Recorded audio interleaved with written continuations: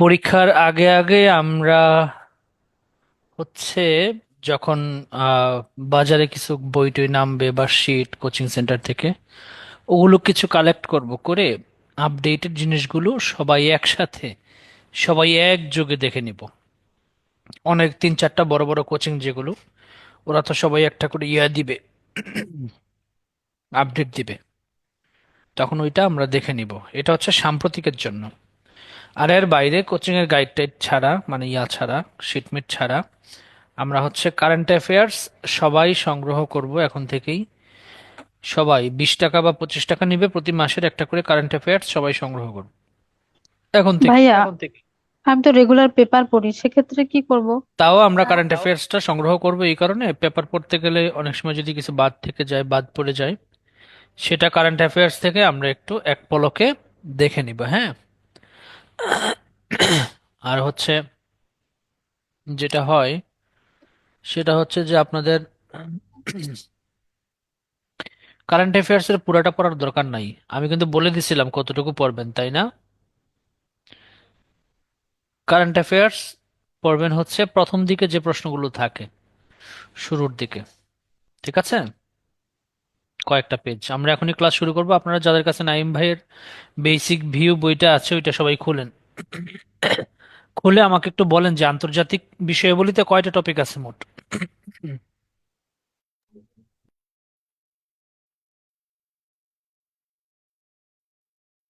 ভাইয়া আসসালামু আলাইকুম, একটু ডিস্টার্ব করছিলাম।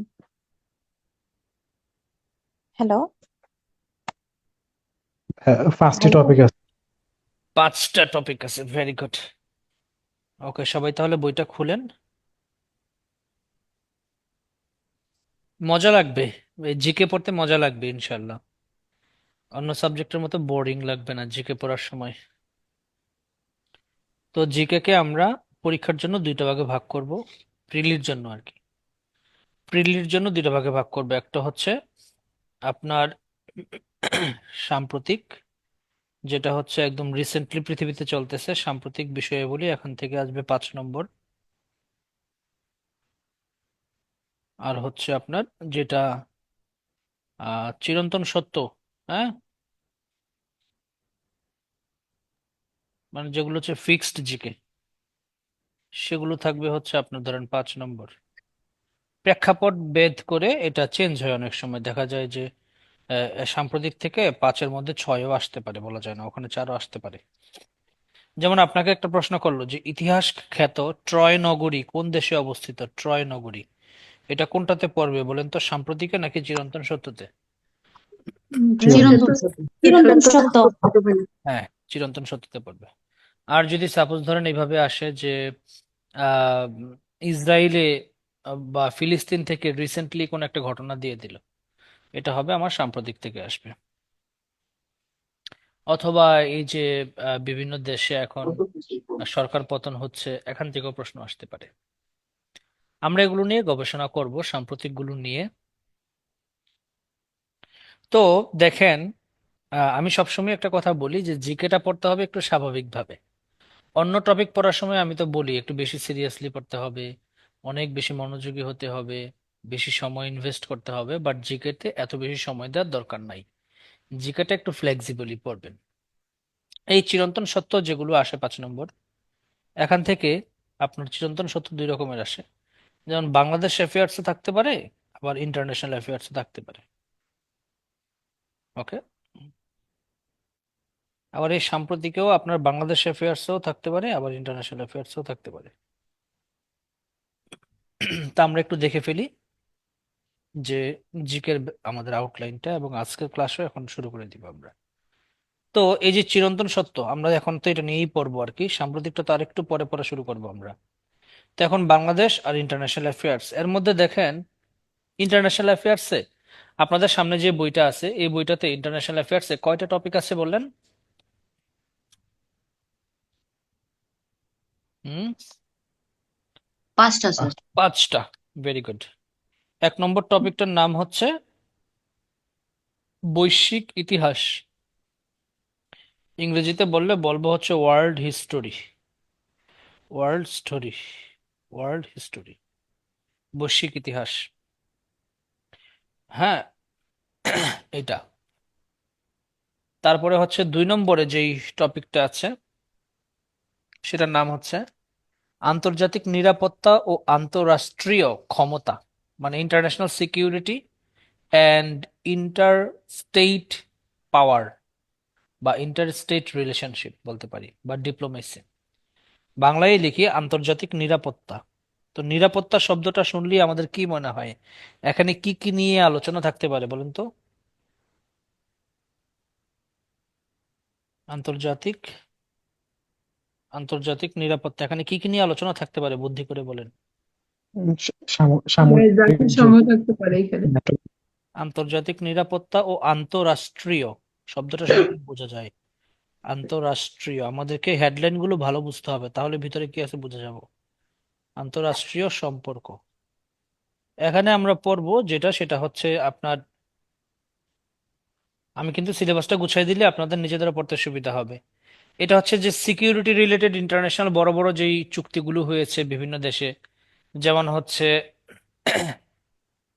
যেমন আমরা জানি বিভিন্ন অস্ত্র নিয়ে অনেক সময় চুক্তি হয়, তারপরে ক্ষেপণাস্ত্র, তারপরে পরমাণু নিয়ে চুক্তি হয়। হ্যাঁ, তারপরে আন্তঃরাষ্ট্রীয় সম্পর্ক, এক একটা দেশের সাথে আমাদের বিভিন্ন দেশগুলোর সাথে আমরা জানি যে এই পাওয়ার পলিটিক্স রিলেটেড কিছু ইনস্টিটিউশন গড়ে ওঠে, যেই ইনস্টিটিউশনগুলো পরবর্তীতে বিশ্ব ব্যবস্থা নিয়ন্ত্রণ করে। যেমন রিসেন্টলি আমরা দেখলাম যে রাশিয়া এবং ইউক্রেনের যে যুদ্ধটা, সেখানে যদিও আমরা দুইটা দেশ নিয়ে আসলে যুদ্ধটাকে বলতেছি, এক হচ্ছে রাশিয়া আর একটা হচ্ছে ইউক্রেন, বাট এখানে কিন্তু ইউক্রেন ইউক্রেনের পেছনে অনেক দেশ আছে, আবার রাশিয়ার সাথে অনেক দেশ আছে। তারপরে এখানে ন্যাটো আছে, ওয়ারশো প্যাক্ট নামে একটা সংগঠন আছে। হ্যাঁ, তারপরে হচ্ছে যেমন এইদিকে বাংলাদেশ, আবার সাউথ এশিয়াতে কোয়াড, তারপরে হচ্ছে আপনার আইপিইএফ। এই যে এরকম 4টা বা 5টা বা 6টা বিভিন্ন হচ্ছে দেশ মিলে একটা সংগঠন করে। ওই সংগঠনগুলো পরবর্তীতে একটা সিকিউরিটি হিসেবে তারা হচ্ছে যেমন ন্যাটো। ন্যাটো তো হচ্ছে, ন্যাটোর ফুল ফর্ম কি বলেন তো? নর্থ আমেরিকান North ট্রিটি Atlantic অর্গানাইজেশন। Treaty তো ওখানে এই ন্যাটোর একটা পলিসি হচ্ছে এরকম যে ন্যাটোর দেশগুলো ইউনাইটেড থাকবে, একটা দেশের উপরে যদি কেউ আক্রমণ করে পুরো ন্যাটো তারা হচ্ছে মানে এটাকে নিজের উপর আক্রমণ বলে মানে ভেবে নিবে, এবং তারা যারা আক্রমণ করছে তাদেরকে সবাইকে তারা সবাই মিলে একসাথে প্রতিহত করবে। সো এরকম আমরা দেখবো যে আন্তর্জাতিক নিরাপত্তার ক্ষেত্রে বিভিন্ন সংস্থাগুলো কিভাবে কাজ করে, তাদের মধ্যে কি কি আছে।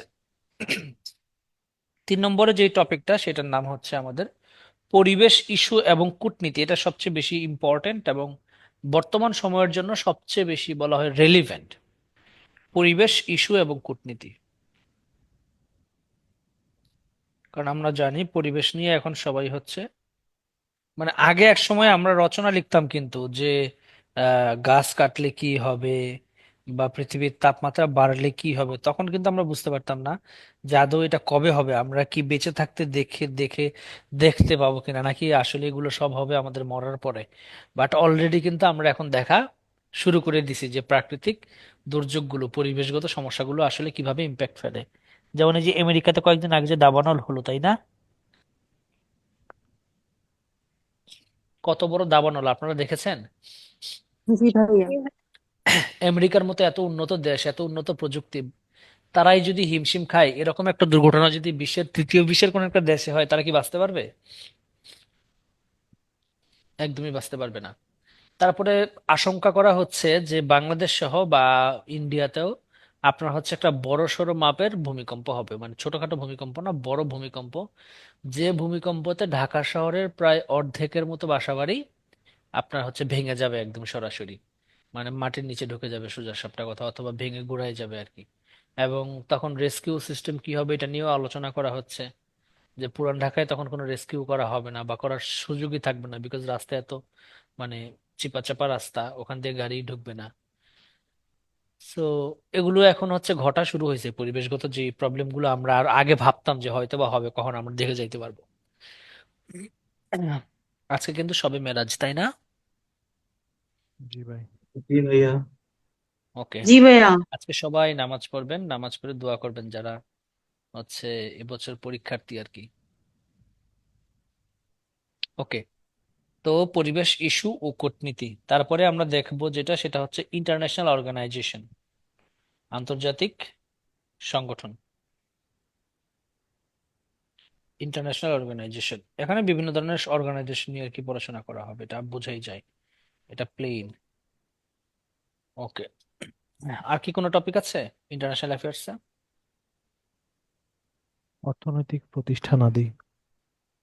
আচ্ছা, আন্তর্জাতিক সংগঠন সমূহ, এটার সাথে সমুদ্র। অর্থনৈতিক প্রতিষ্ঠান, মানে একসাথে আমরা বলবো যে অর্থনৈতিক, বা আলাদা করেও যদি পয়েন্ট বানাই যে অর্থনৈতিক প্রতিষ্ঠান। অর্থনৈতিক প্রতিষ্ঠান যেগুলো আছে বিশ্বে, ওয়ার্ল্ড ব্যাংক আছে, আইএমএফ আছে, তাই না? আরো সংগঠন আছে, আইএমও, ঠিক আছে, এগুলো আমরা দেখবো ইনশাল্লাহ। তো আমাদের সিলেবাস আমরা বলে ফেললাম, এই 5টা টপিক ভালো করে পড়লে ইনশাল্লাহ হয়ে যাবে। তো এখন আজকের ক্লাসে আসসালামু আমরা শেষ আলাইকুম করব। ভাইয়া। হ্যাঁ বলেন। ভাইয়া আমার মেয়ে আমাকে ফোর্স করতেছে যে আম্মু আঙ্কেলকে বলো আমি আমেরিকার যে আগুন ধরছে এটা আমি জানি। ও, বাহ, মাশাল্লাহ, ওর নাম কি? সাইবা মাহমুদ। সাইমা মাহমুদ, মাশাল্লাহ। জি। ওর বয়স কত, কোন মানে, ও 7 কি? বছর ও বাবা, আর 4 মাশাল্লাহ। মাস। ও তো অনেক কিছু জানে, তার মানে আমেরিকা জি আগুন ভাইয়া, ধরছে। এই নিউজ গুলাই ও দেখতেছিল বারবার। হলিউড ও, অবস্থিত সেইখানে ও এটা হ্যাঁ হ্যাঁ শিখছে। হ্যাঁ, ও তো তার মানে বিশ্বের অনেক কিছু নিয়ে খুব বেশি সচেতন, মাশাল্লাহ। ওর বয়সে তো আমরা ঘুমাইতাম আর খাইতাম। আলহামদুলিল্লাহ, মাশাল্লাহ, খুব ভালো। আমার আমার দোয়া রইল ওর জন্য আমার পক্ষ থেকে। ওকে, জি ভাইয়া। ওর নাম কি যেন বললেন আপু? সাইবা মাহমুদ। সাইবা মাহমুদ। ওকে, তা আমরা আজকে পরিবেশ ইস্যু এবং কূটনীতিটা নিয়ে ডিসকাস করব, চলেন সবাই একটু বের করি। পরিবেশ ইস্যু এবং কূটনীতি, পেজ নম্বরটা বলেন আমাকে। 230। 230। আচ্ছা, তো আমরা পড়ার সময় টেকনিকটা কি হবে সেটাও বলে দিব, যে আমরা পড়ার সময় কিভাবে পড়বো আসলে। Environmental issues and diplomacy, environmental issues and diplomacy, পরিবেশগত ইস্যু এবং কূটনীতি। তো প্রথমেই যে কাজটা করব আমরা, জিকে পড়ার সময় এই কাজটা করব। সবার প্রথমেই কোন একটা টপিক শুরু করার আগে ওই টপিকের বিসিএস এ বিভিন্ন যে প্রশ্নগুলো এসেছে সেগুলো একবার কি করব বলেন তো, একটা প্লেন এন্ড সিম্পল একটা রিডিং দিয়ে নিব। তো এটা আপনারা দিবেন, আমি এটা এখন আর এটাতে ঢুকলাম না, আপনারা দিবেন, বাট আমি দুই একটা প্রশ্ন করি আপনাদেরকে। যেমন 44 বিসিএস এ একটা প্রশ্ন আসছিল, বিসিএস এর প্রশ্নগুলো আর জুডিশিয়ারির প্রশ্নের মধ্যে একটা মিল আছে, কোনো মানে গাঁজাখুরি প্রশ্ন করে না, প্রশ্নগুলো থাকে plain and simple and clear cut. এই প্রশ্নগুলো এমন প্রশ্ন থাকে যেগুলো না পারার পরে একজন স্টুডেন্টের মনে হবে যে ইস, আমি এই বেসিক জিনিসটা জানি না, এরকম মনে হবে আপনার। সো এরকম প্রশ্নগুলি খুঁজে খুঁজে বের করে সলভ করবেন। যেমন দেখেন, 44 বিসিএস একটা প্রশ্ন আসছে, এটা শুধু 44 বিসিএস না, অনেকগুলো পরীক্ষায় আসছে। যেমন ধরেন প্রতিরক্ষা মন্ত্রণালয়ের সহকারী পরিচালক, তারপরে স্থানীয় সরকার প্রকৌশল অধিদপ্তরের অফিস সহকারী কাম কম্পিউটার। তা আপনারাই আমাকে বলেন, এই যে অফিস সহকারীর পরীক্ষায় যদি এই প্রশ্নটা এসে থাকে, তাহলে কি পৃথিবীর কোনো প্রশ্নকে ছোট করে দেখার কোনো সুযোগ আছে? না। ছোট না ভাইয়া। সুযোগ নাই। আমি হচ্ছে বা 15তম গ্রেড 16তম গ্রেডের প্রশ্ন যখন পেতাম আমি সলভ করতাম, আমার ভাল লাগতো, মনে হয়তো অ্যাটলিস্ট কনফিডেন্স পাইতাম, মনে হতো অ্যাটলিস্ট ওগুলা তো পারি। ওকে, কপ, COP27 এটার ফুল ফর্ম কি, প্রশ্ন কি আসছে দেখেন, COP27, এখানে কপ, Conference of the parties. Parties. Conference of the parties. Conference of the parties. এখন এখানে অপশনগুলো এমন ভাবেই দেওয়া থাকবে যাতে আপনি কনফিউজড হয়ে যাবেন আর কি। ওকে, তারপরে আরো কয়েকটা প্রশ্ন দেখি। যেমন IUCN, এটা একটা ইন্টারন্যাশনাল অর্গানাইজেশন, আমরা যারা বায়োলজি পড়েছি তারা কিন্তু এই সংগঠনটার নামের সাথে খুব পরিচিত, তাই না? বায়োলজিতে যারা পড়েছি ইন্টারমিডিয়েটে, এই ওই যে এই জি। এই জি প্রতিষ্ঠানটা ভাই। কি করে বলেন তো এটা? জীবের নামকরণ, প্রাকৃতিক সম্পদ রক্ষা করে, রক্ষা করে। প্রাকৃতিক সম্পদ জীববৈচিত্র্য সংরক্ষণ সংরক্ষণ, করে। ভারসাম্য। জীববৈচিত্র্য সংরক্ষণ প্লাস নামকরণ, হ্যাঁ সবকিছুই করে আর কি। সংরক্ষণের একটা পর্যায়ই হচ্ছে তাদেরকে নামকরণ করা। নামকরণ না করলে আমি সংরক্ষণ কিভাবে করব, আইডেন্টিফাই কিভাবে করব? যেমন এই যে হ্যাঁ, নামকরণটা আইসি জ্যাডেন ছিল না? নামকরণটা কি ছিল? আইসি জ্যাডেন ইন্টারন্যাশনাল হ্যাঁ হ্যাঁ, জুলজিক্যাল নমেনকালচার, এমন একটা ছিল না? Very zoological good very good, nomenclature. হ্যাঁ ICZN এরকম একটা ছিল। আচ্ছা আমি একটু বের করি, একটা সেকেন্ড সময় দেন আমাকে, একটা সেকেন্ড সময় দেন। ওটা দুইটা পার্ট ছিল, আইসিবিএন আর আইসিজেডএন। এটার দুইটা পার্ট নাকি? ICZN international code of zoological nomenclature. হ্যাঁ আর একটা আইসিবিএন বোটানিক্যাল নোমেনক্লেচার। হ্যাঁ হ্যাঁ হ্যাঁ, একটা হচ্ছে আইসিজেডএন আর একটা হচ্ছে ICBN। এটা হচ্ছে বোটানিক্যাল আর এটা হচ্ছে জুলজিক্যাল। ওকে, মানে উদ্ভিদবিদ্যা আর হচ্ছে প্রাণীবিদ্যা। আর IUCN এটা হচ্ছে মূলত, তার মানে এটার ফুল ফর্ম হচ্ছে international union for international conservation union of for nature. Conservation of nature, IUCN। But আমাদের বইয়ে বেশিরভাগই IUCN নিয়েই কিন্তু ইয়ে ছিল, আমার যতটুকু মনে পড়ে। ICZN বা ICBN খুব বেশি একটা ছিল না, হ্যাঁ নেম থাকতে পারে। আচ্ছা, তো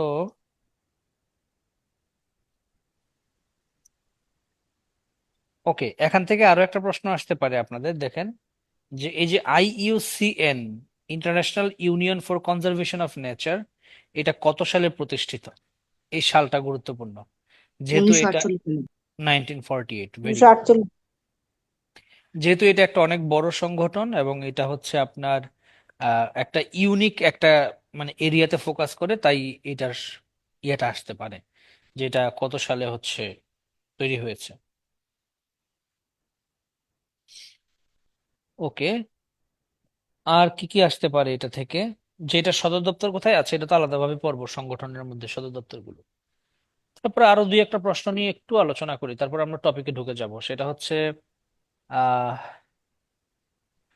এটা অলরেডি পরীক্ষা চলে আসছে, BCS এ আসছে যে IUCN এটি কত সালে এবং কোথায় আহ মানে প্রতিষ্ঠিত হয়? দেখেন তো পেয়েছেন কিনা প্রশ্নটা, জি স্যার, 3 নম্বর কোশ্চেন।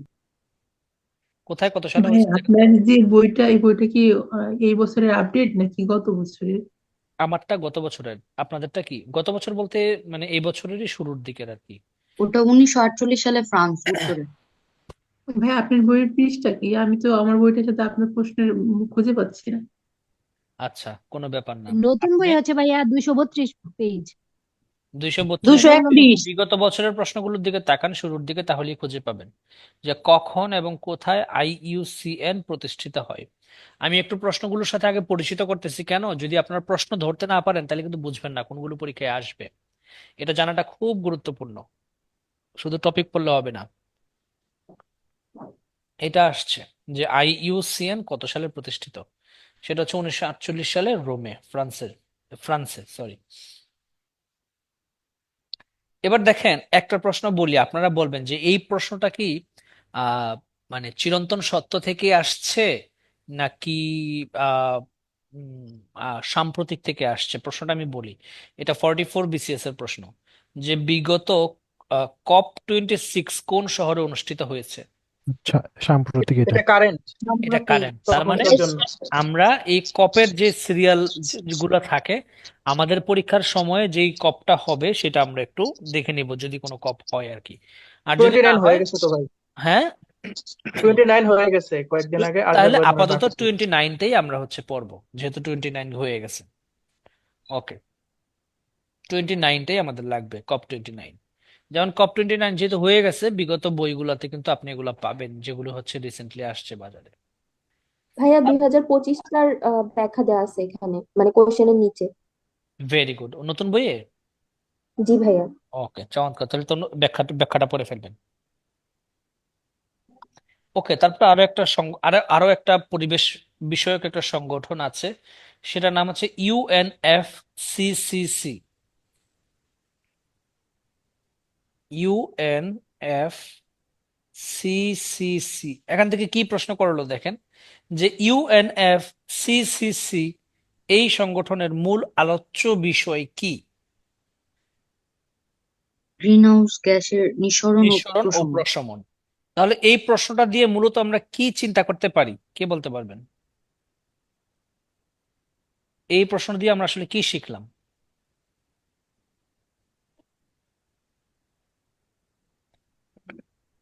বলেন তো।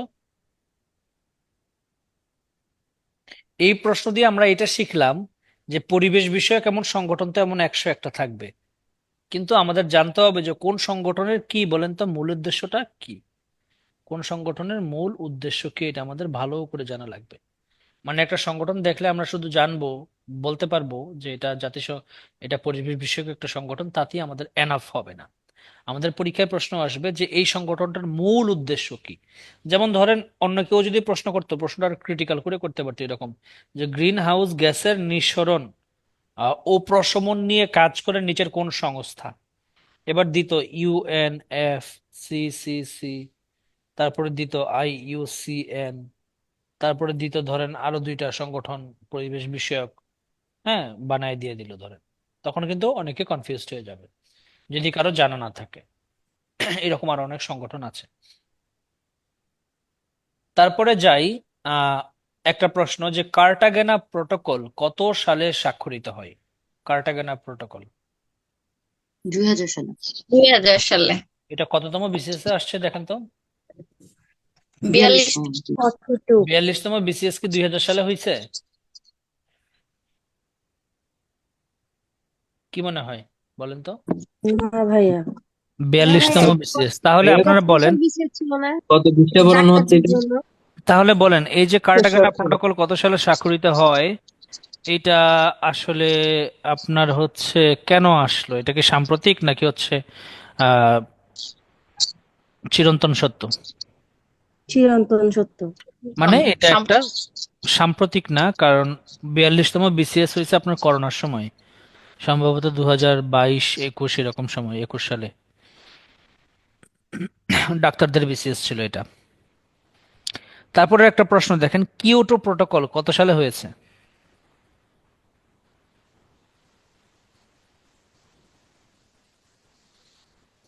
নাইনটিন 97। আচ্ছা, 1997। ওজোন ক্রমহ্রাসমান হারে ওজোন স্তর ক্ষয়কারী উপাদান বিলীনের বিষয়টি, এই দেখছেন কত সুন্দর একটা প্রশ্ন এটা, 38তম বিসিএস এর, যে ওজোন স্তর যে ক্ষয়কারী যে উপাদান, সেটার বিষয়ে কোন চুক্তিতে বলা হয়েছে? ওজোন স্তর ক্ষয়কারী মন্ট্রিল মন্ট্রিল। প্রটোকল। অপশনে দেখেন কত সুন্দর নাম, আইপিসিসিসি, সিএফসি চুক্তি, এরকম নানান চুক্তি বানায় দিয়ে দিতে পারে। উত্তর হচ্ছে মন্ট্রিল প্রটোকল। এই মন্ট্রিল প্রটোকলের মাধ্যমে ওজোন স্তর ক্ষয় নিয়ে ওখানে আলোচনা করা হয়েছে। তো আমরা, ভাইয়া আসসালামু আলাইকুম। ওয়ালাইকুম সালাম। ভাইয়া এটা কত পৃষ্ঠা পড়ানো হচ্ছে? আমি একটু লেটে জয়েন করার কোনো কারণে ব্যাপার না, বুঝতে পারছি। আমরা হচ্ছে আজকে পড়তেছি এনভায়রনমেন্টাল ইস্যুস অ্যান্ড ডিপ্লোমেসি। এটা হচ্ছে আন্তর্জাতিক বিষয়াবলীর একটা টপিক, বাংলায় যেটাকে বলা হয় পরিবেশগত ইস্যু ও কূটনীতি। ওখানে এই টপিকটার আমরা হচ্ছে প্রথম দিকের প্রশ্নগুলো একটু দেখতেছি, যে 45 বিসিএস থেকে 35 বিসিএস পর্যন্ত কি কি প্রশ্ন আসলে এখান থেকে আসছে। সো আমরা বিসিএস এর প্রশ্নগুলো দেখলাম, এবার টপিকের ভেতরে একটু ঢুকি চলেন। একদম টপিকের ভেতরে ঢুকেই প্রথমেই দেখেন আপনাদের আছে পরিবেশ সম্মেলন, পেয়েছেন কিনা আমাকে জানান।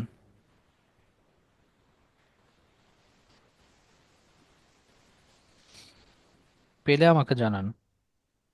জি ভাইয়া পেয়েছি। এই কি কি পড়বেন আমি বলে দিব, এখান থেকে দাগাই দিব, বা আমার সাথে সাথে আপনারা দাগাই ফেলতে পারেন। 10টা 3 বাজে, তো 10টা 30-এ আপনাদের ছেড়ে দিব। তো এই পরিবেশগত সম্মেলনগুলো আমরা এক নজরে দেখি। পরিবেশগত সম্মেলন মানে পরিবেশ নিয়ে সবচেয়ে বেশি পরিমাণ সম্মেলন এই পৃথিবীতে এখনো পর্যন্ত হয়েছে, অথচ এই পরিবেশই সবচেয়ে বেশি অরক্ষিত আমরা বলতে পারি। বর্তমান বাংলাদেশের যে সরকার, পরিবেশ বিষয়ক উপদেষ্টার নাম কি বলেন তো? সৈয়দা রিজওয়ানা হাসান। সৈয়দা রিজওয়ানা হাসান ম্যাডাম কিন্তু ওনার সারাটা জীবন এই পরিবেশকে নিয়েই সংগ্রাম করছে। নদী বাঁচাও, পরিবেশ বাঁচাও, হ্যাঁ, বৃক্ষ, গাছপালা, জঙ্গল। উনি ওনার লাইফটা পুরোটাই স্ট্রাগল করছে only for the sake of environment. আচ্ছা, আমরা যেটা দেখব সেটা হচ্ছে পরিবেশ সংক্রান্ত পৃথিবীতে অনেক চুক্তি, অনেক সম্মেলন হয়েছে, বাট যদি প্রশ্ন করে পৃথিবীতে সর্বপ্রথম পরিবেশ বিষয়ক সম্মেলনের নাম কি, সর্বপ্রথম একদম প্রথম পরিবেশ বিষয়ক সম্মেলন কোনটা পৃথিবীর? Stockholm summit. সেটার নাম হচ্ছে স্টকহোম সামিট, ডিক্লেয়ার। অথবা স্টকহোম ডিক্লারেশনও বলা যায়। ডিক্লারেশন তো মানে হচ্ছে ওই সম্মেলনের ভিতরে যেটা ওনারা ডিক্লেয়ার করেছিল সেটা, বাট আমরা বললে সুন্দর করে বলবো স্টকহোম ডিক্লারেশন বা স্টকহোম সামিট। সামিট বাংলায় সম্মেলন। তো এই যে স্টকহোম সামিট, এটা আহ, এটা তো হচ্ছে, এটার নাম আসছে স্টকহোম থেকে। স্টকহোম কোন দেশে অবস্থিত? Switzerland, Stockholm, Sweden, sorry. Sweden. Sweden. তার মানে যদি বলি পৃথিবীর সর্বপ্রথম পরিবেশ বিষয়ক সম্মেলন কোন দেশে হয়, উত্তর কি হবে? সুইডেন। সুইডেন হবে। ওকে, তারপরে জানতে হবে, যেহেতু এটা পৃথিবীর প্রথম তাই এটা সালটা আমাদের জানতে হবে যে কত সালে হয়েছে। উত্তর কি হবে? 1972 সালে হয়েছে, 5 থেকে 16ই জুন। এই যে 5ই জুন হয়েছে, এই জন্যই আমরা বলি পরিবেশ দিবস কবে? বিশ্ব পরিবেশ দিবস 5 জুন। 5ই জুন। কেন বিশ্ব পরিবেশ দিবস 5ই জুন, এবার বুঝতে পারছেন? জি। Very good. ওকে, এবার যদি প্রশ্ন আসে যে এই স্টকহোম ডিক্লারেশনের অফিসিয়াল নাম কি ছিল, এটার একটা অফিসিয়াল নাম কি ছিল? এটার অফিসিয়াল নাম ছিল United Nations conference on the human environment. কি নাম ছিল? United Nations conference on the human environment. আচ্ছা, এই সম্মেলনের মাধ্যমে কি কি ডিক্লেয়ার করা হয়? একটা হচ্ছে 5th জুন, এটাকে এনভায়রনমেন্ট ডে হিসেবে ডিক্লেয়ার করা হয়। আর একটা হচ্ছে পরিবেশ বিষয়ক একটা সংগঠন তৈরি করা হয়, সেই সংগঠনের নাম ছিল ইউনেপ। কি বলেন তো? ইউনেপ, ইউনেপ, ইউএন, নাইরোবি, কেনিয়া। হ্যাঁ, ইউনাইটেড নেশনস এনভায়রনমেন্ট প্রোগ্রাম। এটা সদর দপ্তর কোথায় করা হয়? Nairobi, Kenya. নাইরোবিতে, কেনিয়ার। তো আমার শেষ স্টকহোম ডিক্লারেশন। যেগুলো বলবো শুধু ওগুলোতেই আমরা দাগাবো, ফাও জিনিস দাগায় কোনো লাভ নাই। এখন ঠিক আছে, মানলাম যে পৃথিবীর সর্বপ্রথম যেই আহ, মানে পৃথিবীর সর্বপ্রথম পরিবেশ বিষয়ক একটা মানে আড্ডা হয়েছিল স্টকহোমে, সুইডেনে। বাট আমি যদি এবার প্রশ্নটা একটু ঘুরিয়ে করি, যে পৃথিবীর সবচেয়ে গুরুত্বপূর্ণ সম্মেলন কবে কোথায় হয়েছিল? সবচেয়ে গুরুত্বপূর্ণ। 1992 সালে ব্রাজিলে। রাইট, এটা ছিল সর্বপ্রথম, বাট সবচেয়ে ইম্প্যাক্টফুল যে সম্মেলন, যেটাকে বলা হয় আর্থ সামিট। কি summit? Earth Summit. Art summit. Art summit. এই আর্থ সামিট হয়েছিল 1992-তে। এটার অনেকগুলো নাম আছে অবশ্য, অনেকগুলো নামে এটাকে ডাকা হয় আর্থ সামিটকে। যেমন এটাকে আর্থ সামিটের জায়গায় ইংরেজিতে বলা হয় অনেক সময় রিও কনফারেন্স। কি কনফারেন্স? Rio conference. কেন রিও বলা হয়? ব্রাজিলের রিও ডি রিও জেনিরোতে ডি হয়েছিল। জেনারিওতে এটা হয়েছিল। আর বাংলায় আবার এটার একটা সুন্দর নাম আছে। কি বলে বাংলায় এটাকে? ধরিত্রী সম্মেলন। ধরিত্রী সম্মেলন। বানানটা ভুল টুল লেখলে লিখে ফেলি, কিছু করার নাই। ধরিত্রী সম্মেলন। আর্থ সামিটের ইংলিশ নাম হচ্ছে, বাংলা নাম ধরিত্রী সম্মেলন। ওকে, এটার মূল লক্ষ্য ছিল যে জলবায়ু পরিবর্তনের ঝুঁকি থেকে পৃথিবীকে রক্ষা করা। এই যে পৃথিবীতে জলবায়ু পরিবর্তন হচ্ছে, এটা নিয়ে মানে সবাই তো কনসাস আমরা জানি, বাট এই কনসাসনেসটা শুরু হয়েছিল জলবায়ুর পরিবর্তন নিয়ে কোথায় বলেন তো? রিও ডি জেনেরিওতে। সেজন্য এটাকে বলা হয় পৃথিবীর সবচাইতে ইম্প্যাক্টফুল অথবা গুরুত্বপূর্ণ পরিবেশ বিষয়ক সম্মেলন। ওকে, এখন এখানে আমরা দেখতে পাবো যে এই সম্মেলনে দুইটা স্টেপ নেওয়া হয়েছিল, দুইটা কার্যক্রম গৃহীত হয়েছিল। একটা হচ্ছে এজেন্ডা 21 আর একটা কি বলেন তো, UNFCCC। তাহলে একটা জিনিস খেয়াল করে দেখেন, আমরা কিন্তু ধীরে ধীরে পরিবেশ বিষয়ক সংগঠনগুলোর একটা চেইন অফ টাইটেল দেখতে পাচ্ছি। তাহলে যদি আমি আপনাদেরকে একটা মানে অ্যানালজিক্যাল প্রশ্ন করি যে আমি দুইটা পরিবেশ বিষয়ক সংগঠনের নাম বলবো, আপনারা বলবেন যে কোনটা সিনিয়র কোনটা জুনিয়র। আমি যদি বলি UNEP আর UNFCCC, বড় কে ছোট কে? ইউএনইপি আগে, আর পরে হয়েছে কোনটা? ইউএনএফসিসি। এবার যদি একটু টেকনিক্যাল ল্যাঙ্গুয়েজে দুই একটা প্রশ্ন করি যে ইউনাইটেড নেশনস এনভায়রনমেন্ট প্রোগ্রাম, এটি কোন পরিবেশ সম্মেলনে গৃহীত হয়েছিল? Stockholm summit. Stockholm summit. এবার যদি একটু টেকনিক্যালি এই প্রশ্নটা করি যে ইউনাইটেড নেশনস ফ্রেমওয়ার্ক, পরে CCC, হ্যাঁ UNFCCC, ইউনাইটেড নেশনস ফ্রেমওয়ার্ক, তারপরে এটার ফুল, হ্যাঁ রাইট। এখন এই যে UNFCCC, এটা কোন সম্মেলনের মধ্য দিয়ে গৃহীত হয়েছিল? আট সামিট। এগুলো কিন্তু তার মানে আমাদের কনফিউজিং কোশ্চেন, যেগুলো যদি কেউ একটা MCQ হিসেবে মুখস্থ করে তাহলে কিন্তু তার জীবন শেষ, মনে রাখতে পারবে না। এভাবে পড়লে আবার আল্লাহর রহমতে মুখস্থ করা লাগবে না। ওকে, তো এই ধরিত্রী সম্মেলন বা রিও ডি জেনেরিওতে যে সম্মেলন হয়েছিল 1992-তে, 1992 এর পরে কিন্তু এই সম্মেলনটা আরো কয়েকবার আমরা কি জানি বলেন তো হয়েছে। যেমন দেখেন আপনারা, যেমন দেখেন আপনাদের বইয়ে দেখেন যে বিশ্ব টেকসই উন্নয়ন সম্মেলন পেয়েছেন কিনা আমাকে জানান। পেয়েছি। বিশ্ব টেকসই উন্নয়ন সম্মেলন। এখন এই সম্মেলনটাকে বলা হয় দ্বিতীয় ধরিত্রী সম্মেলন। কি বলা হয়? দ্বিতীয় ধরিত্রী সম্মেলন। আর যদি বলি প্রথম ধরিত্রী সম্মেলন কোথায় অনুষ্ঠিত হয়েছিল? ব্রাজিল। ব্রাজিল। ব্রাজিলের ব্রাজিলে। রিও ডি জেনেরিওতে, মানে এই যে এটা প্রথম ধরিত্রী সম্মেলন। আর যদি বলি দ্বিতীয় ধরিত্রী সম্মেলন কোথায় অনুষ্ঠিত হয়? দক্ষিণ দক্ষিণ আফ্রিকার আফ্রিকা। দক্ষিণ আফ্রিকার জোহান্সবার্গ। জোহানেসবার্গ। দক্ষিণ আফ্রিকার জোহান্সবার্গে দ্বিতীয় ধরিত্রী সম্মেলন অনুষ্ঠিত হয়। ওকে, আমি যেগুলো গুরুত্বপূর্ণ ওগুলো পড়াবো, বোংবাং জিনিস পরে এখন লাভ নাই। ওকে, এবার দেখেন তার পরের পৃষ্ঠায়, না পরের লাইনই আরেকটা আছে যে Rio+20 পেয়েছেন কিনা বলেন। Rio+20, জি স্যার। জি ভাইয়া। Rio+20।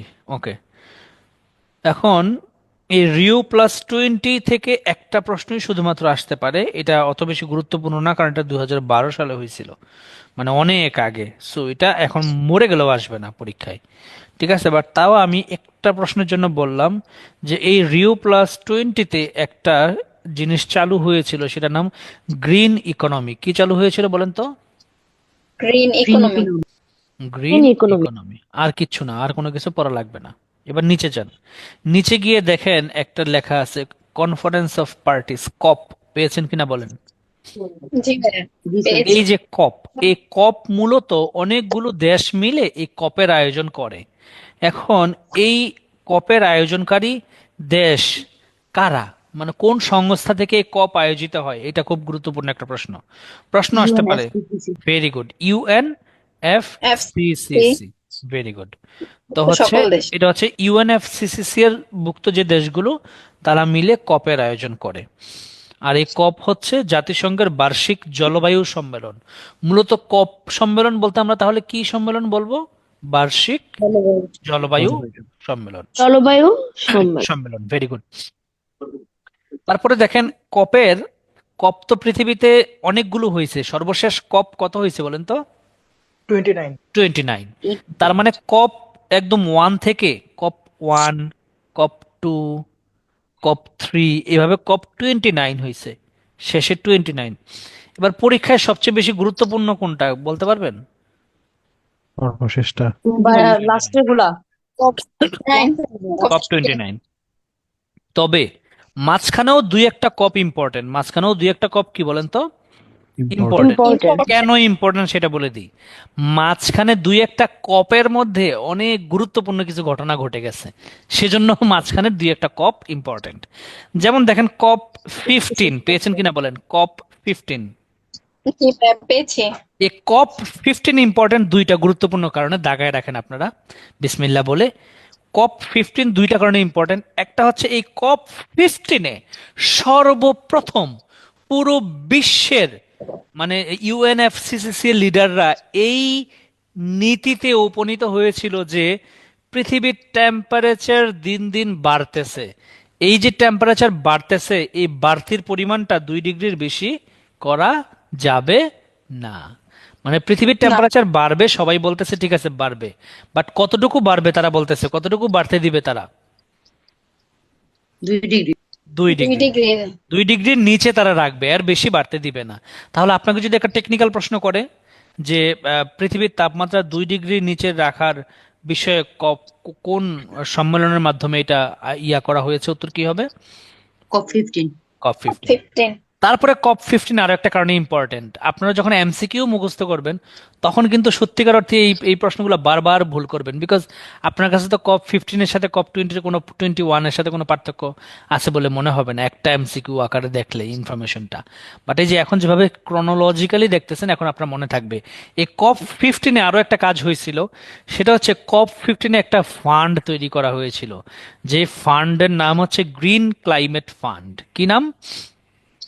Green climate fund. আর এই গ্রিন ক্লাইমেট ফান্ডের আন্ডারে আপনার যে সকল দেশগুলো জলবায়ু সংক্রান্ত ক্ষতিগ্রস্ত দেশের তালিকায় আছে তাদেরকে কি দেওয়া হবে বলেন তো?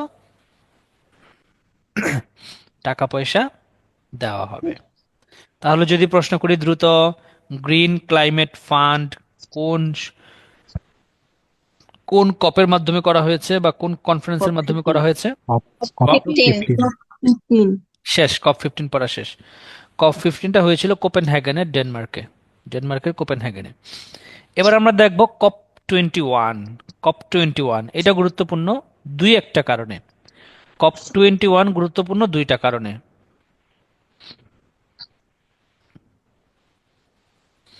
ওকে, কপ 21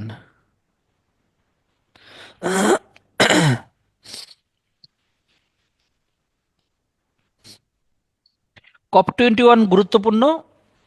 এর একটা গুরুত্বপূর্ণ কারণ হচ্ছে এই কপ 21-এ একটা গুরুত্বপূর্ণ চুক্তি স্বাক্ষরিত হয়েছিল। কি স্বাক্ষরিত হয়েছিল?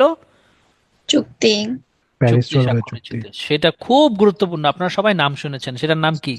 প্যারিস জলবায়ু চুক্তি। প্যারিস জলবায়ু চুক্তি। যেটাকে সোজা কথা প্যারিস চুক্তি বলা হয়। কি চুক্তি বলা হয়? Paris pact. প্যারিস চুক্তি। প্যারিস জলবায়ু চুক্তি বা সর্বজনীন প্যারিস জলবায়ু চুক্তি। তো এই যদি প্রশ্ন আসে যে প্যারিস জলবায়ু চুক্তি এটা কোন কপের মাধ্যমে করা হয়েছে, কপ 21। আসতে পারে। তারপরে আসতে পারে প্যারিস জলবায়ু চুক্তি কয়টি দেশ এখানে এটা স্বাক্ষর করেছে বা কয়টি দেশ এটা সমর্থন করেছে? 195টি দেশ। 195টি। ওকে।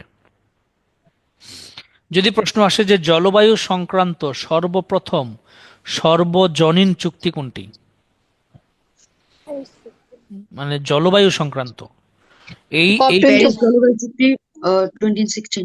মানে এই চুক্তিটা কি, মানে প্যারিস চুক্তিটা কি বলা হয়? জলবায়ু সংক্রান্ত সর্বপ্রথম সবচেয়ে বড় চুক্তি, যেটা সকলের জন্য আর কি। ওকে। আর এই প্যারিস চুক্তিতে আপনার হচ্ছে এর আগে যেমন আমরা দেখেছিলাম না যে টেম্পারেচার 2 ডিগ্রির কথা বলছিল, তাই না? জি। এই প্যারিস চুক্তিতে আবার এসে মানে কপ 21-এ আপনার এটা 1.5 ডিগ্রিতে নামাইছে। কত ডিগ্রি বলেন তো? 1.5 degree. 1.5 degree. Very good. Okay, এবার একটু নিচে যান। কপ 28 আমাদের আর লাগবে না, কারণ কপ 29 অলরেডি চলে আসছে। কপ 28-এর আর কোনো দাম নাই আমাদের কাছে। কপ 29 কোথায় অনুষ্ঠিত হয়েছে? বাকু। বাকু। আজারবাইজানের বাকু। কপ কপ 30 কোথায় অনুষ্ঠিত হবে? ব্রাজিল। বেলেম কপ 29টা আপনারা একটু ভালো করে পড়ে ফেলবেন, এটা আমি বললাম না আর। ওকে, এবার আপনারা দেখেন যে সিবিডি ট্রিটি নামে একটা টপিক পেয়েছেন কিনা। সিবিডি ট্রিটি জি জি স্যার জি স্যার কনভেনশন পেয়েছি। অন বায়োলজিক্যাল ডাইভার্সিটি, সর্বপ্রথম গুরুত্বপূর্ণ ইনফরমেশন এইটাই, পরীক্ষায় আসতে পারে। সিবিডি এটার ফুল ফর্ম কি? উত্তর কি হবে? Convention on biological convention on biological diversity. Diversity. এটা কোথায়, এটা হচ্ছে ইয়া হয়, এই চুক্তিটা কোথায় মানে মানে ইয়া হয় আর কি, এটা করা হয় এই ট্রিটিটা? Canada Montreal, Canada. এই যে কানাডার মন্ট্রিলে করা হয়েছিল, সেজন্য এটার অপর নাম কি বলেন তো? মন্ট্রিল চুক্তি। ট্রিটি বা মন্ট্রিল চুক্তি, এটার অপর নাম আর কি।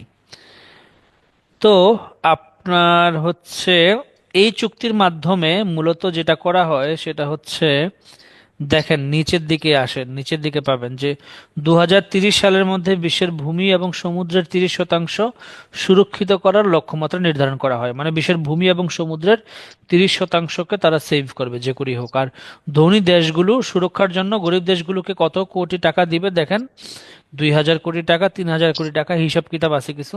মানে হচ্ছে ধনী দেশগুলো গরিব দেশগুলোকে টাকা দিবে, সোজা সাপটা কথা। ওকে, স্যার একটা প্রশ্ন ছিল। জি বলে ফেলেন।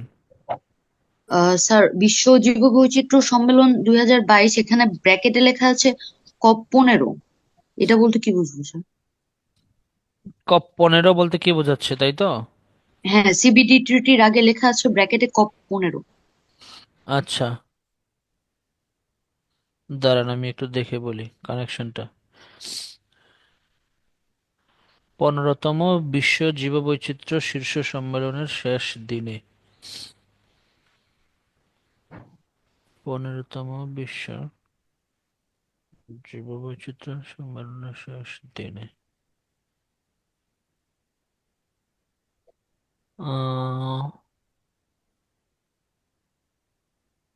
16-22। আচ্ছা, এটার কি কোনো কানেকশন আপনারা কেউ পাচ্ছেন? দেখেন তো, নো স্যার।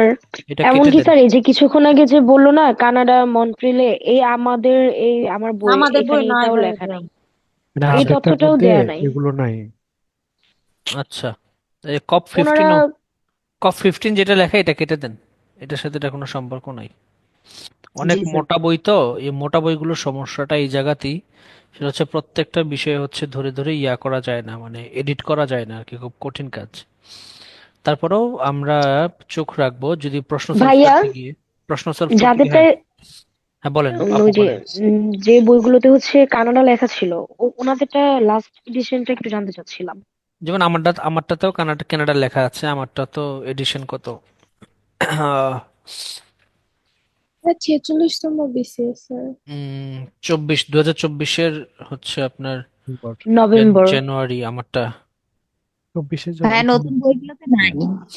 আচ্ছা, কোনো চাপ নাই, এগুলো নিয়ে প্রেশার নেই, আমরা কোশ্চেন সলভ করতে গেলে এগুলোর একটু জট খুলে যাবে।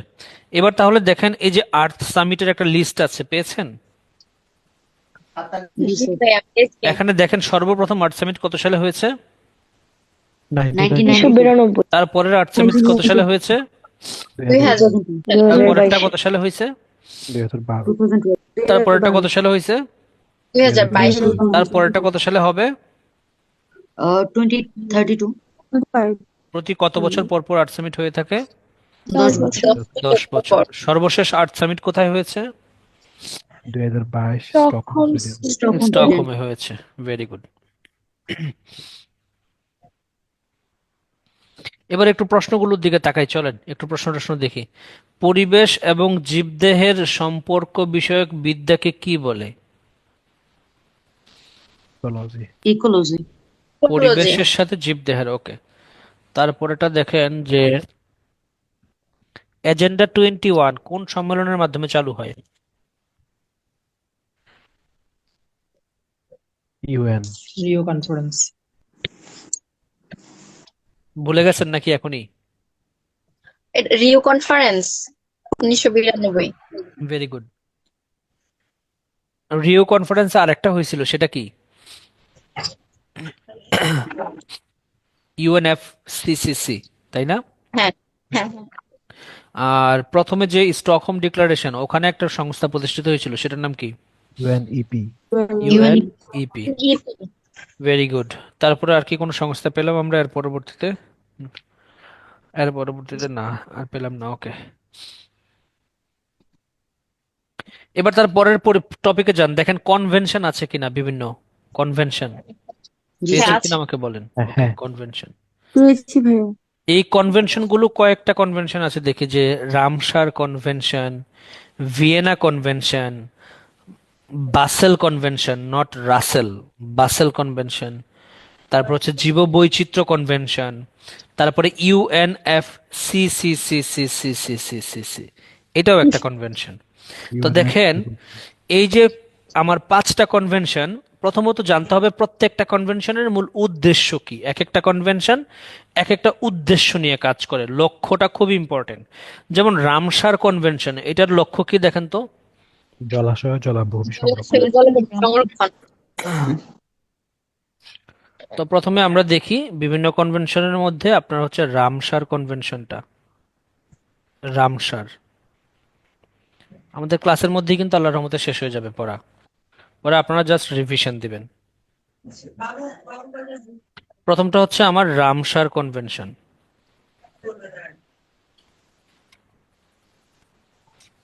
রামসার কনভেনশন উদ্দেশ্য হচ্ছে জলাশয় ও জলাভূমি সংরক্ষণ করা, মানে আমাদের আশেপাশে যে জলাশয় জলাভূমিগুলো আছে সেগুলোকে সংরক্ষণ করা।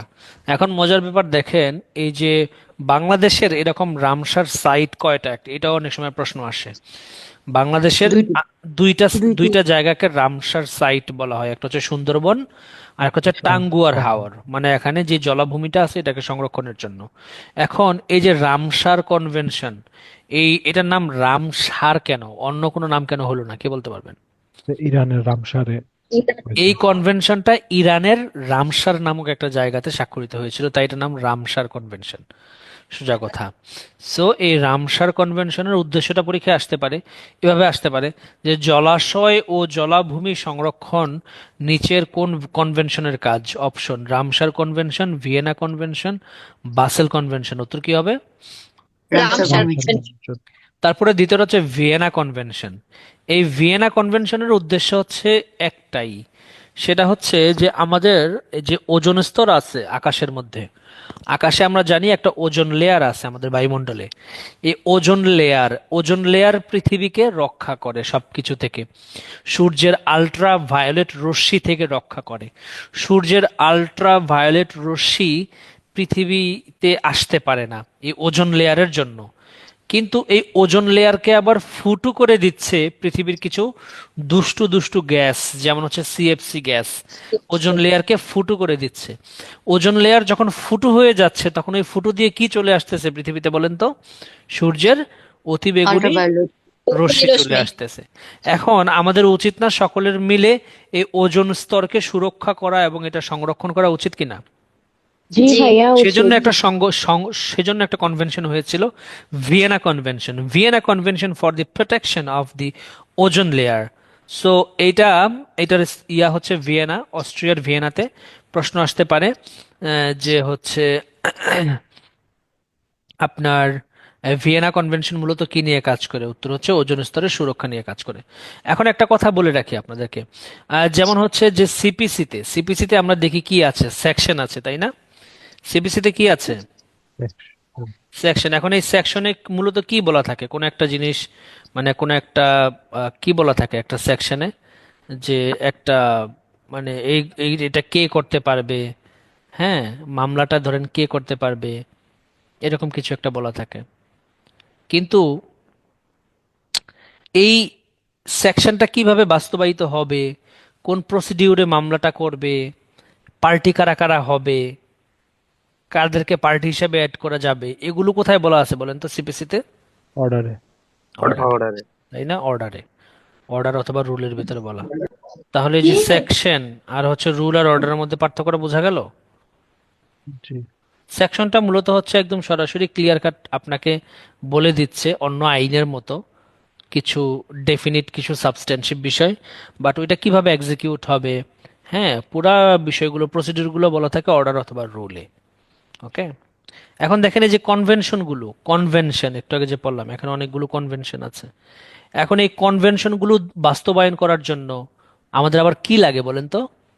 প্রটোকল। কনভেনশন বাস্তবায়ন করতে কি লাগে? প্রোটোকল লাগে।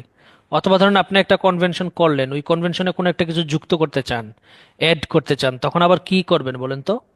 প্রোটোকল আনতে হবে। প্রোটোকল আপনি বানাবেন। তার মানে প্রোটোকল কনভেনশনেরই একটা পার্ট, আমরা এইভাবে বলতে পারি না? হ্যাঁ।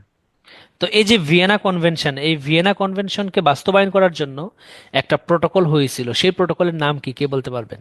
Montreal protocol. Montreal protocol. তাহলে বলেন তো ভিয়েনা কনভেনশনের সাথে মন্ট্রিল প্রোটোকলের সম্পর্ক আছে কি নাই?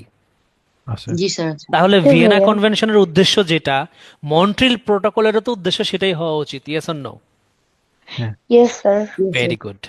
তার মানে ভিয়েনা কনভেনশনের উদ্দেশ্য হচ্ছে ওজোন স্তরকে রক্ষা করা, আবার মন্ট্রিল প্রোটোকলের উদ্দেশ্য হচ্ছে ওজোন স্তরকে রক্ষা রক্ষা করা। করা। চমৎকার। এখন আর মুখস্থ করা লাগবে আলাদা করে? না ভাইয়া। No, sir. তারপরে আমরা দেখব বাসেল কনভেনশন। এই বাসেল কনভেনশন আমাকে পড়াইছিলেন সৈয়দা রিজওয়ানা হাসান ম্যাডাম। এই বাসেল কনভেনশন হচ্ছে, বাসেল নামে শহরটা, এটা সুইজারল্যান্ডে অবস্থিত। আর এটা হচ্ছে মূলত যেমন ধরেন বাংলাদেশ আর ইন্ডিয়ার মাঝখানে কিছু নদী আছে সাপোজ, ওই নদীর ভিতরে কিছু ময়লা আবর্জনা ধরেন ভাসতেছে, বাংলাদেশ অথবা ইন্ডিয়া কোন একটা দেশ কি করতেছে, তারা হচ্ছে পলিথিন টলিথিন ভাসায় দিচ্ছে নদীতে। এই যে দুইটা দেশের মাঝখানে যে জায়গা, সেখানে আমরা আসলে কি বলতে পারি, এই জায়গাটাকে কি বলতে পারি, মাঝখানের যে নদীটা বা জায়গাটা, বলতে বলতে পারি ট্রান্স বাউন্ডারি ওয়াটার। কি বলতে পারি? Transboundary trans water. Boundary water. Boundary water, trans boundary water. দুইটা দেশের মাঝখানে ওয়াটারকে, অথবা যদি কোনো ল্যান্ড থাকে দুইটা দেশের মাঝখানে, আমরা বলতে পারি যে ট্রান্স বাউন্ডারি ল্যান্ড। আর যদি এই ল্যান্ডে অথবা ওয়াটারের মধ্যে কোনো আহ, বস্তু থাকে যেগুলো হচ্ছে ধরেন ময়লা আবর্জনা, যেগুলো মাঝখান দিয়ে হচ্ছে কোনো একটা দেশ ছেড়ে দেয়, হ্যাঁ, তখন এটাকে আমরা বলতে পারি যে ট্রান্স বাউন্ডারি ওয়েস্ট অথবা ডিসপোজাল। ওকে, তো এই দুইটা দেশের মাঝখানে জায়গাগুলোতে নিয়ে, যেখানে হচ্ছে দুইটা দেশেরই লায়াবিলিটি আছে ওই জায়গাগুলোকে ক্লিন রাখার, সেগুলোকে নিয়ে সেগুলোর বর্জ্য পদার্থের আসলে নিষ্কাশন নিয়ে আন্তর্জাতিক একটা কনভেনশন হয়েছিল, সেটার নাম হচ্ছে বাসেল কনভেনশন। সেটার নাম কি বলেন তো? Basel Convention. পুরো নামটা যদি বলি, Basel convention on the control of transboundary movements of hazardous wastes and their disposal.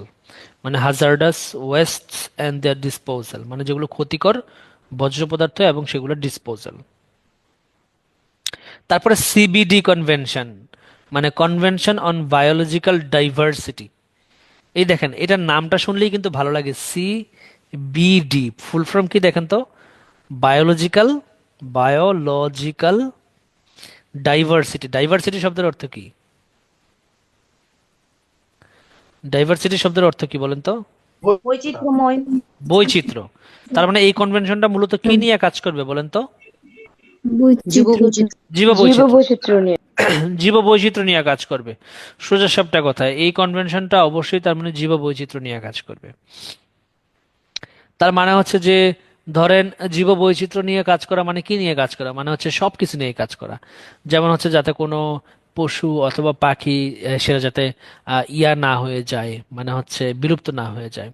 যেমন হচ্ছে আমি কয়েকদিন আগে যে মুটিং কম্পিটিশনটাতে গিয়েছিলাম, ওইটার ফ্যাক্টটা এমন ছিল অনেকটা, যে দুইটা দেশ, ওকে, দুইটা দেশ, ওই দুইটা দেশের মাঝখানে আপনার হচ্ছে একটা এরিয়া আছে, ও, তো ওখানে কিছু আহ, কি বলে, মানে হচ্ছে একদম বন্য ওয়াইল্ড এনিমাল আছে, ঠিক আছে? যেমন হচ্ছে এক ধরনের ছাগল, সেটার শিংগুলা হচ্ছে একদম পেঁচানো পেঁচানো, কিন্তু ওই এনিমেলটা সেটা হচ্ছে এক্সটিংক্ট, মানে হয়ে যাওয়ার পথে অনেকটা। এখন ওই এনিমেলগুলো দুইটা দেশের মধ্যেই হচ্ছে চলাফেরা করে। তো কোন একটা দেশ হচ্ছে আপনার সেগুলোকে হান্ট করে করে তারা, তাদের রিচুয়াল আর কি অনেকটা এটা, বাট অন্য আর একটা দেশ এখন সেটার বিরুদ্ধে ব্যান করতে চাচ্ছে। সো এটাও একটা পরিবেশ বিষয়ক একটা মিটিং ছিল। সো এরকম এই ডাইভার্সিটি নিয়ে হচ্ছে সে যে কনভেনশনটা কাজ করে সেটার নাম হচ্ছে কনভেনশন অন বায়োলজিক্যাল ডাইভার্সিটি। তবে আমি যে জন্য এটা দিয়ে একটু সময় বেশি নিলাম, কথা বললাম, এটার কারণ হচ্ছে যে এই কনভেনশনটা বাস্তবায়ন করার জন্য পরবর্তীতে আবার একটা কি করা হয়েছিল বলেন তো? দুইটা প্রোটোকল আনা হয়েছিল, প্রোটোকল কার্টাগেনা আনা প্রোটোকল, হয়েছিল। Very good. Nagoya protocol, protocol. দুইটা প্রোটোকল আনা হয়েছিল, একটা হচ্ছে কার্টাগেনা প্রোটোকল, একটা হচ্ছে কার্টাগেনা আরেকটা কি বলেন তো? নাগোয়া। Nagoya protocol. তাহলে যদি বলি কার্টাগেনা এবং নাগোয়া প্রোটোকল, এটা কোন কনভেনশনের জন্য আনা হয়েছে? উত্তর কি হবে? সিবিটি। সিবিডি। সিবিডি। এটা 2000 সালে, এটা হচ্ছে 2010 সালে, আর সিবিডি হয়েছে 1992-তে। ওকে, তারপরে যেই কনভেনশনটা আমরা দেখবো সেটার নাম হচ্ছে UNFCCC, United Nations convention on climate change. এটা তো আমরা এর আগে দেখেছি, আপাতত এতটুকুই থাকুক। এবার পরের পেজে যান, দেখেন প্রোটোকল গুলো আছে, পেয়েছেন কিনা আমাকে একটু জানান। জি স্যার। সর্বশেষ যে স্যার দুইটা প্রোটোকল, এই দুইটা প্রোটোকল একটু দেখেন, সর্বশেষ যে দুইটা প্রোটোকল কি কি আছে? কার্টাগোনা প্রোটোকল আর নাগোয়া প্রোটোকল। কার্টাগেনা, নাগোয়া। কার্টাগেনা প্রোটোকল আর নাগোয়া প্রোটোকল, এই দুইটা প্রোটোকল কোন কনভেনশনের আন্ডারে হয়েছিল? সিবিটি। সিবিডি এর আন্ডারে হয়েছিল। এই দুইটা প্রোটোকলের, কার্টাগেনা প্রোটোকল, নাগোয়া প্রোটোকলের উদ্দেশ্যটা কি ছিল দেখেন, লক্ষ্যটা পড়লেই বুঝে যাবেন। নাগোয়া প্রোটোকল বন্যপ্রাণী সংরক্ষণ। বন্যপ্রাণী সংরক্ষণ। তার মানে কি মিলে গেল না? বন্যপ্রাণী সংরক্ষণ কিসের সাথে সম্পৃক্ত? বায়োলজিক্যাল বায়োলজিক্যাল ডাইভার্সিটির সাথে সম্পৃক্ত। বন্যপ্রাণী ডাইভার্সিটি। সংরক্ষণ, যেটা একটু আগে বললাম, মুটিং এর ফ্যাক্টর মতো। আর হচ্ছে এই যে কার্টাগেনা, যেটা নাগোয়া, তো হচ্ছে বন্যপ্রাণী। এগুলোই কিন্তু পরীক্ষায় আসবে ভাই, হ্যাঁ, মূল জিনিসগুলোই পরীক্ষায় আসবে, এগুলোই আমরা ভুলে যাই। আর কার্টাগেনা প্রোটোকলের উদ্দেশ্য ছিল জৈব জ্বালানি নিরাপত্তা বিষয়ক প্রোটোকল। কি বলেন তো? জৈব জৈব জ্বালানি নিরাপত্তা বিষয়ক প্রোটোকল। জৈব জ্বালানি নিরাপত্তা বিষয়ক প্রোটোকল, কার্টাগেনা। আচ্ছা, এবার অন্য পেজে আসেন, দেখেন এখানে আরো দুইটা প্রোটোকল আছে। কি কি দেখেন তো? একটা মন্ট্রিল প্রোটোকল আর একটা কিয়োটো প্রোটোকল। এর মধ্যে মন্ট্রিল প্রোটোকলের নাম অলরেডি আমরা শুনেছি। এটা কোন কনভেনশনের জন্য হয়েছিল? Vienna convention. ভিয়েনা কনভেনশনের জন্য মন্ট্রিল প্রোটোকল। মন্ট্রিল প্রোটোকলের মূল উদ্দেশ্য কি? ওজোন স্তর হ্রাস করতে। ওজোন স্তর, ক্ষয়কারী বস্তু, এগুলো সরবরাহ বন্ধ করা বা এগুলো নিয়ে কাজ করা। এবার আমরা একটু দেখবো, সেটা হচ্ছে কিয়োটো প্রোটোকলটা একটু দেখবো। ওকে, কিয়োটো প্রোটোকলটা তো বলা হচ্ছে যে কিয়োটো প্রোটোকলের পূর্ণরূপ হচ্ছে Kyoto protocol to the United Nations framework convention on climate change. মানে এটা হচ্ছে ইউএনএফসিসিসি এর আন্ডারে একটা প্রোটোকল, তাই না? জি। ইউএনএফসিসিসি এর আন্ডারে একটা প্রোটোকল। এটা জাপানের রাজধানী কিয়োটোতে হয়েছিল, তাই এটার নাম কিয়োটো প্রোটোকল। আর এটা সালটা আবার গুরুত্বপূর্ণ, এটা কত সালে হয়েছে দেখেন তো? কিয়োটো প্রোটোকলটা 1997। 1997, 11ই ডিসেম্বরে হয়েছে কিয়োটো প্রোটোকল। আর কিয়োটো প্রোটোকলে যেটা হয়েছিল যে হচ্ছে ইউএনএফসিসিসি, এটা মূলত কি নিয়ে কাজ করে বলেন তো? মনে আছে? Climate change. Climate change. এটা জলবায়ু সম্মেলনের আয়োজন করে, তারপরে এটা গ্রিন হাউস গ্যাসের হ্রাস নিয়ে কাজ করে। কি নিয়ে কাজ করে? গ্রিন হাউস গ্যাস হ্রাস নিয়ে কাজ করে। গ্যাসের তার মানে এই কিয়োটো প্রোটোকলটাও গ্রিন হাউস গ্যাসের হ্রাস নিয়ে কাজ করে, কারণ কিয়োটো প্রোটোকল ইউএনএফসিসি এর আন্ডারই একটা প্রোটোকল। তো এইটা গ্রিন হাউস গ্যাসের হ্রাস নিয়ে কাজ করে। এখানে এই কিয়োটো প্রোটোকলের আন্ডারে পৃথিবীর দেশগুলোকে কয়েকটা ভাগে ভাগ করা হয়েছে, কয়েকটা ভাগে, তিনটা ভাগে ভাগ করা হয়েছে। যেমন যে দেশগুলো শিল্প প্রধান দেশ, তাদেরকে বলা হয়েছে অ্যানেক্স 1। যে দেশগুলো কি দেশ বলেন তো? শিল্প প্রদান। শিল্প প্রধান। শিল্প প্রধান দেশ, তাদেরকে বলা হয়েছে অ্যানেক্স 1। এখানে 42টা দেশের নাম আছে যারা শিল্প প্রধান, 42টা দেশ, কান্ট্রি, প্লাস হয়েছে ইউএন, প্লাস হয়েছে ইইউ, সরি, ইউরোপিয়ান ইউনিয়ন। তারপর হচ্ছে অ্যানেক্স 2, এরা হচ্ছে 24টা দেশ যারা উন্নত না, কিন্তু তারা কি? উন্নয়নশীল। উন্নয়নশীল। ডেভেলপ। এরা এরা একটু এদের থেকে কম কার্বন নিঃসরণ করে, অ্যানেক্স 2। ওকে, আর নন অ্যানেক্স এর বাইরে কিছু দেশ রাখা হয়েছে যারা এই বৈশ্বিক উষ্ণতার জন্য দায়ী না। তো আপনার হচ্ছে এখানে একটা, এই কিয়োটো প্রোটোকলে একটা ধারণা নিয়ে আসা হয়েছিল, সেটার নাম ছিল কার্বন ট্রেড। কি নাম? Carbon trade. Carbon trade. যদি কার্বন পরীক্ষায় ট্রেড। প্রশ্ন আসে যে কার্বন ট্রেড, এই ধারণাটি কোন প্রোটোকলের মাধ্যমে আসে? উত্তর কি হবে? Kyoto protocol. Kyoto Kyoto protocol. এই কার্বন ট্রেড মানে কি? কার্বন ট্রেড মানে হচ্ছে কার্বন নিয়ে এখানে ট্রেড করা হবে, বাণিজ্য করা হবে। কার্বন নিয়ে কি করা হবে বলেন তো? বাণিজ্য করা বাণিজ্য হবে। করা হবে। যেমন যে দেশগুলো বেশি বেশি পরিমাণ কার্বন ছাড়ে, তারা অন্য দেশগুলোকে কি দিবে বলেন তো? টাকা দিবে। কি দিবে? টাকা দিবে। টাকা দিবে। বলবে আমরা তো বেশি কার্বন নিঃসরণ করতেছি, এই নাও তোমাদের টাকা দিলাম, তোমরা কাজ করো। কার্বন ট্যাক্স দিবে। যদি প্রশ্ন আসে কার্বন ট্যাক্স সর্বপ্রথম কোন দেশ চালু করে? ফিনল্যান্ড। ফিনল্যান্ড। পরের ইয়াতেই ফিনল্যান্ড। পাবেন আপনারা। এটা হচ্ছে অনেকটা কেমন, সেটা হচ্ছে ধরেন পাশাপাশি, যেমন হচ্ছে আকাশ, আমাদের আকাশটা কিন্তু সবার মালিক, বাংলাদেশও মালিক, আমেরিকাও মালিক, ইন্ডিয়াও মালিক, সবাই মালিক। এখন এই আকাশে আপনি ইচ্ছা মতো বেশি বেশি পরিমাণে কার্বন ডাই অক্সাইড ছাড়বেন, আর আমি গরিব দেখে আমি কম ছাড়বো, তাই বলে কি আমি হচ্ছি না বলেন তো? মানে হচ্ছে আমি ভালনারেবল এটাই হচ্ছি বলছি। না? সেজন্য আপনি আমাকে টাকা দিবেন, এই জন্য আর কি। তারপরে দেখেন দুইটা জাতিসংঘের দুইটা পরিবেশ বিষয়ক সংস্থা আছে, পেয়েছেন কিনা আমাকে বলেন। একটা হচ্ছে ইউএনইপি, জি স্যার। ইউএনইপি আর একটা হচ্ছে ডব্লিউএমও, ডাব্লিউএমও। ইউএনইপি এটা কোন সম্মেলনের মাধ্যমে তৈরি হয়েছিল? Stockholm. Stockholm. Stockholm declaration. Okay. এটার ফুল ফর্ম হচ্ছে ইউনাইটেড নেশনস এনভায়রনমেন্ট প্রোগ্রাম, আর এটার ফুল ফর্ম হচ্ছে World Meteorological Organization. Rolo very good. এই বানানটা একটু দেখে নিবেন, হ্যাঁ, organization. কারণ অনেক সময় যেটা হয় পরীক্ষার হলে একটু কনফিউজড হয়ে যাইতে পারেন। ধরেন নম্বর অপশনই এমন একটা দিয়ে দিছে যেটার বানানটা এটা খুব কাছাকাছি, সেই জন্য একটু দেখে নেবেন, ভালো করে সুন্দর করে দেখে নেবেন। তো আপনাদের এখান থেকে এটাও আসতে পারে যে এটার সংস্থা কোনটার হেড অফিস কোথায়। ইউএনইপি এটার হেড অফিস নাইরোবিতে, কেনিয়াতে, এটা আমরা জানি। আর ডাব্লিউএমও এটার হেড অফিসটা একটু ইম্পর্টেন্ট, এটা আসতে পারে, সেটা হচ্ছে জেনেভাতে। Very good. ওকে, এবার একটা ইম্পর্টেন্ট অর্গানাইজেশন আছে, সেটার নাম হচ্ছে আইপিসিসি। পেয়েছেন কিনা বলেন? জি, জি পেয়েছি। স্যার। জি আইপিসিসি ভাই। এটা 1988-এ তৈরি করা হয়েছিল, 1988 সালে।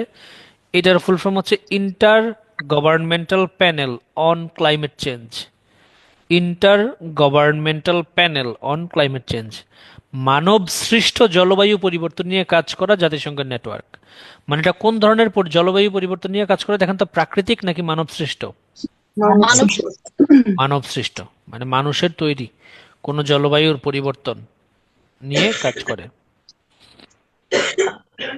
প্রতিবেদন তৈরি করে। এবং এই সংস্থাটা একবার নোবেল পুরস্কারও পেয়েছে।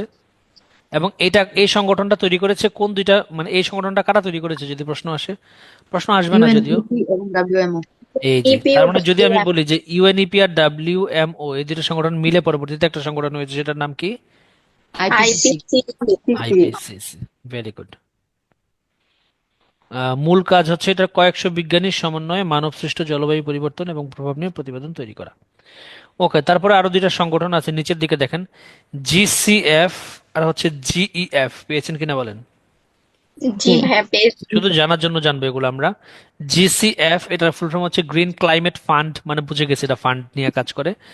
আর গ্রিন এনভায়রনমেন্ট ফেসিলিটি এটা একটা নেটওয়ার্ক বলা যায়। এটার মূল কাজ হচ্ছে অর্থনৈতিক সহযোগিতা প্রদান ও গ্রহণ। এটার সদর দপ্তর হচ্ছে ওয়াশিংটন যুক্তরাষ্ট্রে। আর ইউ ইউ গ্রিন ক্লাইমেট ফান্ড এটা হচ্ছে প্রতিষ্ঠাতা হচ্ছে আপনার ইউএনএফসিসিসি। জিসিএফ থেকে বাংলাদেশ কত একটা প্রকল্প, মানে বাংলাদেশ একটা সহযোগিতা পেয়েছিল তাই না, মানে গ্রিন জি ক্লাইমেট ফান্ড হিসাবে। এই টাকাটা পুরোটা হয়তো বা এখনো উঠাইতে পারে নাই, বাট কিছু অংশ পেয়েছিল। Which of the following organisations is concerned with environmental issues? উত্তর কি হবে? আইপিসিসি। আইপিসিসি। বিশ্বের পরিবেশ রক্ষাকারী জাতিসংঘের সংগঠন কোনটি? ইউএনডিপি। ইউএনডিপি না, UNEP. Sorry sir, UNEP. UNEP. Very good. Kyoto protocol is related to dash.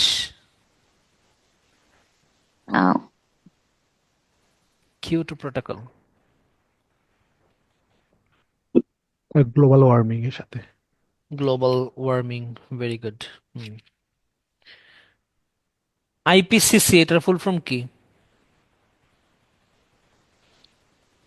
Inter governmental panel on climate change. Climate change. Change. Very good. আমাদের ক্লাস শেষ, টপিক আর দুই, মানে আমাদের পড়া শেষ আজকে, হ্যাঁ। এবার আমি শুধু বলে যাব, আপনারা একটু মিলাবেন। পরের একটা সংগঠন আছে দেখেন, গ্রিন পিস। পেয়েছেন কিনা?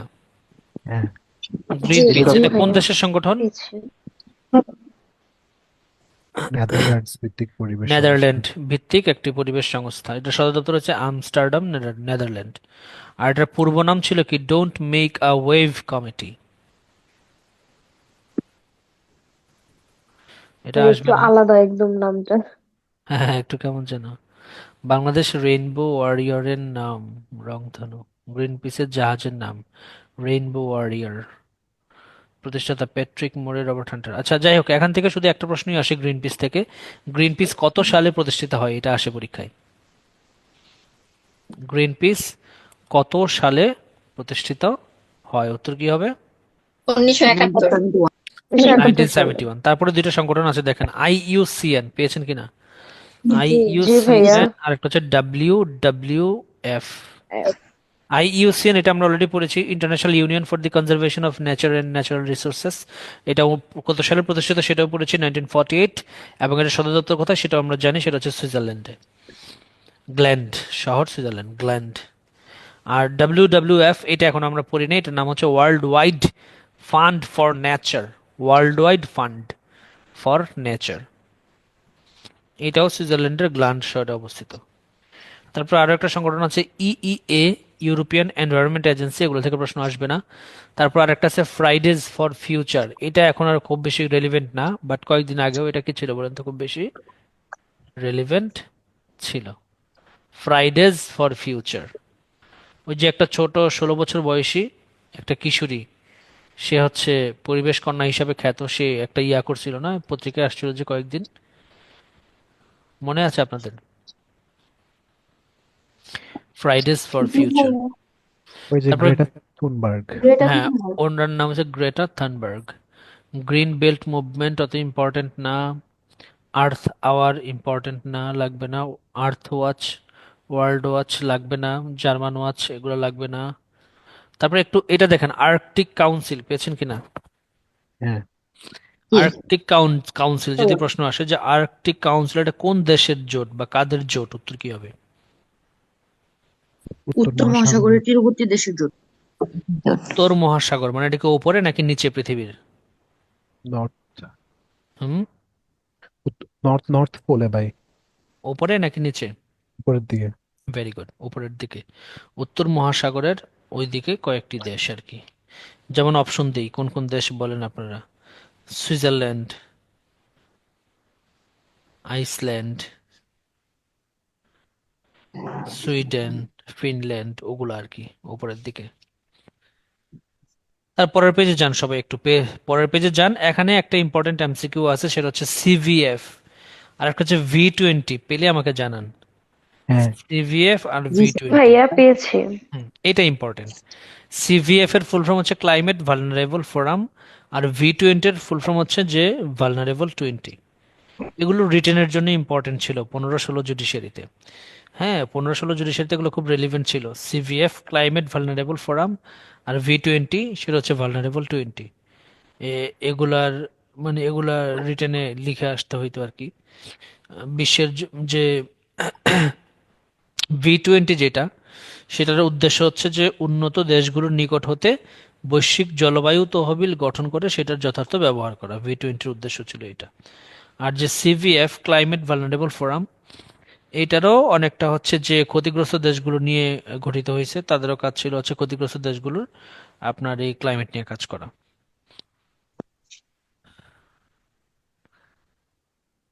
তারপরে দেখেন ক্লাস শেষ, এখানে আর কিছু পড়া লাগবে না। এখানে দেখেন একদম সবার শেষে একটা জিনিস আছে, সেটা হচ্ছে E8, পেয়েছেন কিনা বলেন? E8, হ্যাঁ, জি স্যার। জি E8, হ্যাঁ, এই পেয়েছি। E8 এটা একটু ভালো করে পড়বেন সবাই। E8 বলতে কোন দেশগুলোকে বোঝায় যদি প্রশ্ন করে? যে উন্নত 8টি দেশকে বোঝায় নাকি পরিবেশ দূষণকারী দেশগুলোকে বোঝায়?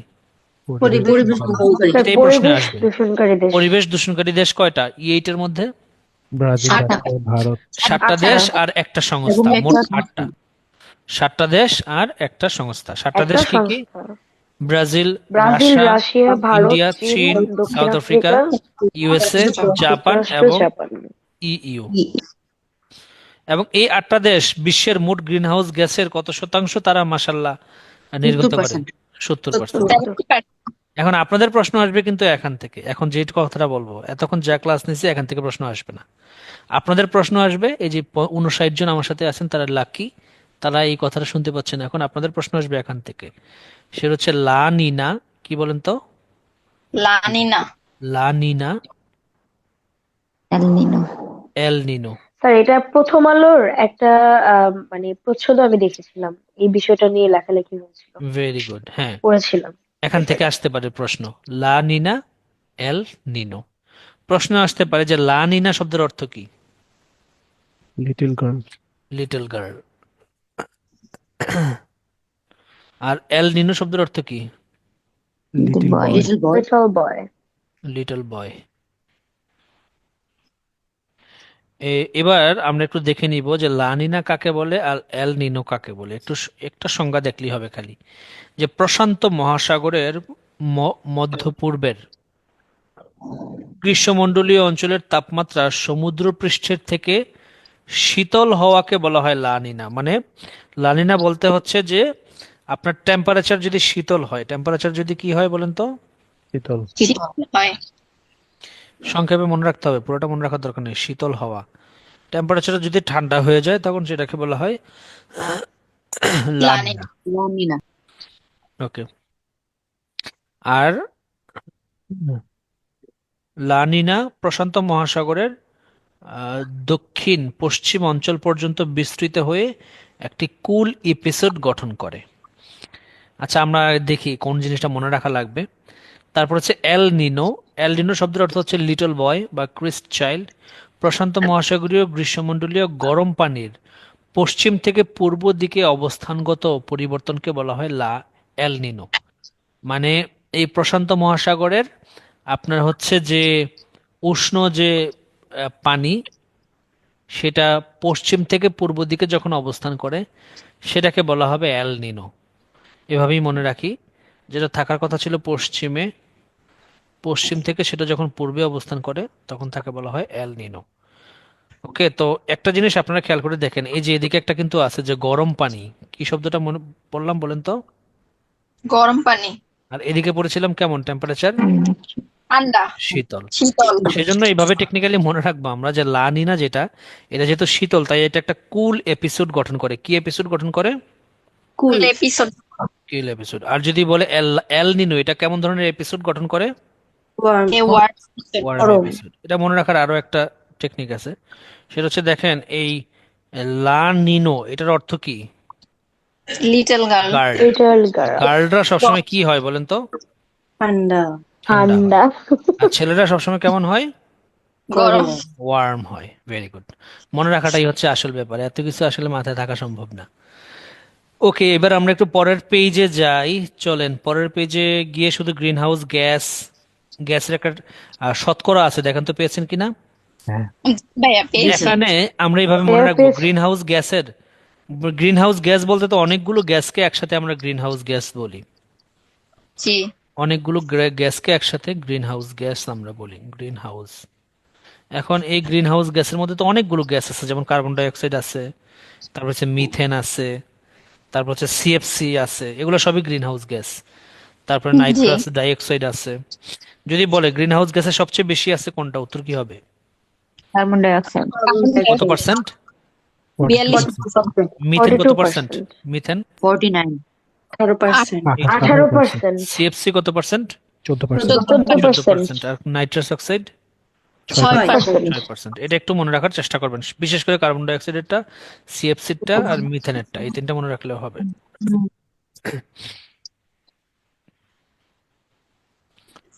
ওকে। সারা বিশ্বে যে পরিমাণ কয়লা নিঃসরণ হয় সেটার সবচেয়ে বেশি পরিমাণ ব্যবহার করে কোন দেশ? চীন। চীন। নেট জিরো ব্যাংকিং অ্যালিয়ান্স, এটা কাদের একটা সংগঠন? নেট জিরো জাতিসংঘ। ব্যাংকিং অ্যালিয়ান্স জাতিসংঘের উদ্যোগে 2050 সালের মধ্যে কার্বন শূন্য বিনিয়োগ নিশ্চিত করতে আন্তর্জাতিক 43টি ব্যাংকের সমন্বয়ে গঠিত ব্যাংকের সমন্বয়ে। হ্যাঁ, একটা গ্লাসগো। ব্যাংকের সমন্বয় আর কি। এটা নেট জিরো ব্যাংকিং অ্যালিয়ান্স, যেটা হচ্ছে গ্রিন ক্লাইমেট। শেষ, এগুলো হচ্ছে পড়বেন আপনারা। আজকে যে টপিকটা বললাম এই কি বলে পরিবেশ সংক্রান্ত বিষয়টা।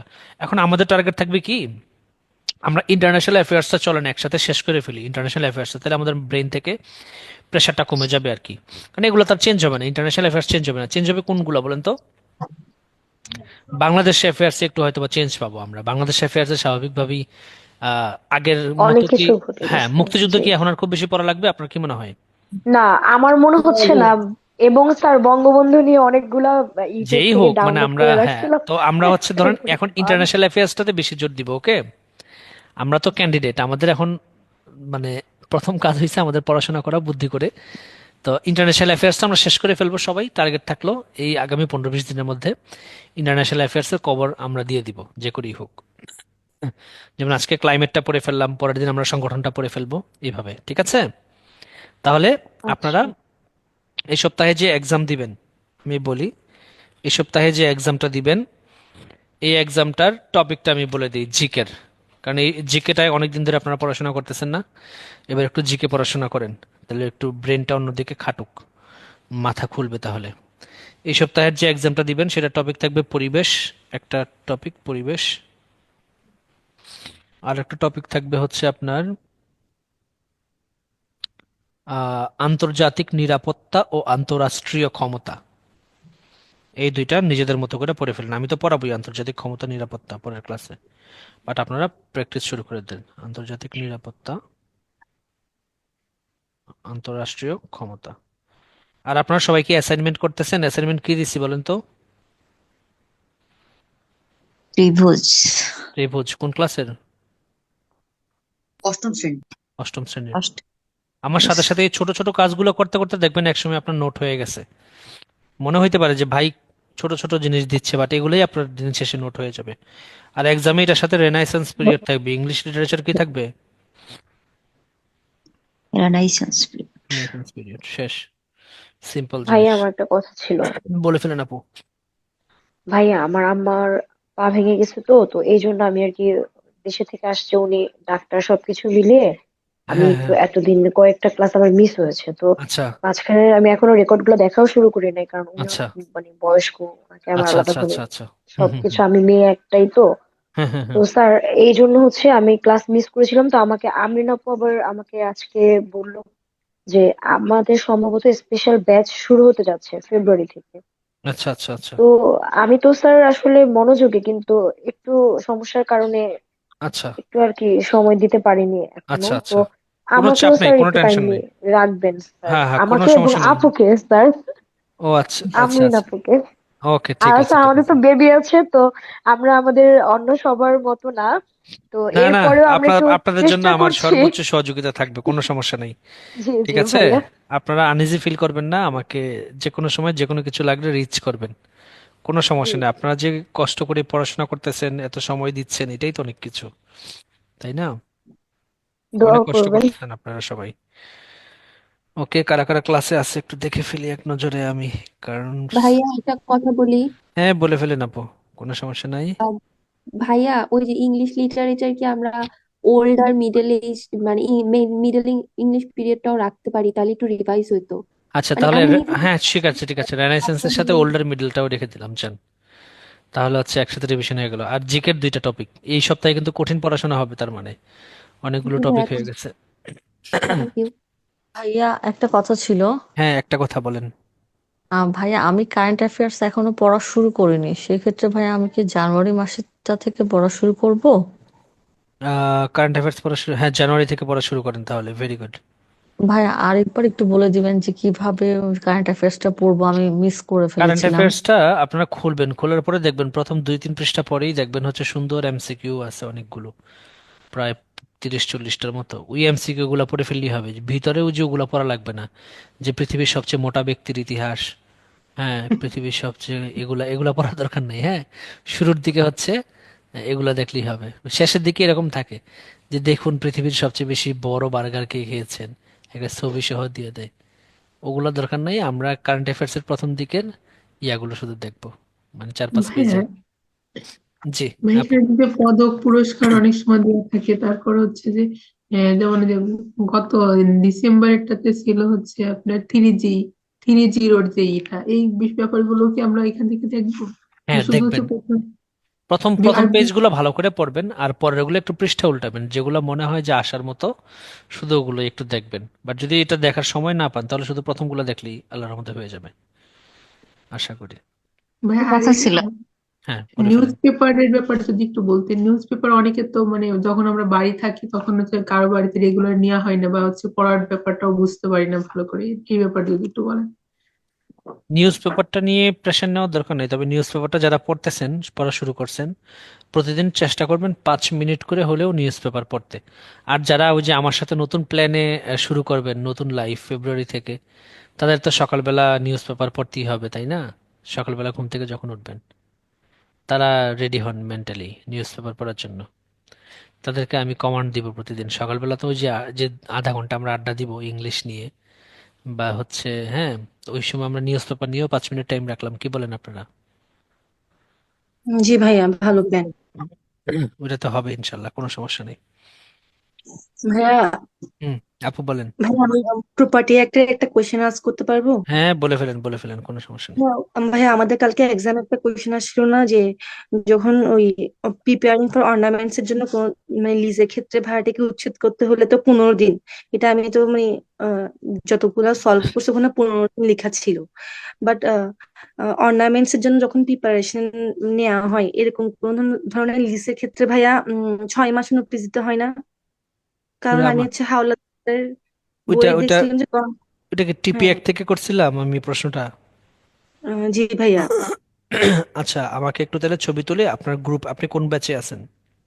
ভাই 7, ব্যাচ 7 ব্যাচ এখনই 7। পাঠাই দেন, আমি দেখতেছি, হ্যাঁ, গ্রুপে পাঠাই দেন আচ্ছা ঠিক প্রশ্নটা আছে ছবি ভাই। তুলে। আচ্ছা ভাই। ভাইয়া আজকে তো পরীক্ষা আছে, পরীক্ষার লিঙ্ক তো দিতে ভুলে গেছি ক্লাস নিতে গিয়ে, হাই হাই। আমার কি প্রশ্ন পরে আছে? দিয়েন হ্যাঁ হ্যাঁ হ্যাঁ, ভাইয়া, আর একটু পরে দিয়েন। আর একটু পরে দিব। জি ভাইয়া। হাই গ্রুপে হাই, মেবি কন্ট্রাক্ট পরীক্ষা না, ওদের লিংক দেয়া আছে। অলরেডি দেওয়া হয়ে গেছে? হ্যাঁ হ্যাঁ, আমি এইমাত্র দেখলাম। কি বলেন! আমার অ্যাসিস্ট্যান্ট তো ভালো, মানে রেসপন্সিবল হয়ে গেছে দেখা যায়। ও বাবা, দিয়ে দিছে কন্ট্রাক্ট অ্যাক্ট, ইমেল খুব ভালো কাজ করতেছে। আমি ক্লাসে আছি, আমি তো খেয়াল করিনি, আমি তো ভাবছি যে ইস, কি হলো, এক ভাইয়া, ঘন্টা দেরি হয়ে গেল লিঙ্ক দিতে। হ্যাঁ বলেন ভাইয়া। এই যে বার কাউন্সিলে এটা বিষয়ে একটু কিছু বলবেন, যে এপ্রিল মাসে কথা বলছে, হ্যাঁ আবার বলেন তো বার কাউন্সিলের ব্যাপারটা। যে এপ্রিল মাসে নাকি পরীক্ষা হওয়ার কথা টিলি। হ্যালো। ও, এটা তো বললো আর কি, এখনো শিওর না আমরা কবে হয় না হয়।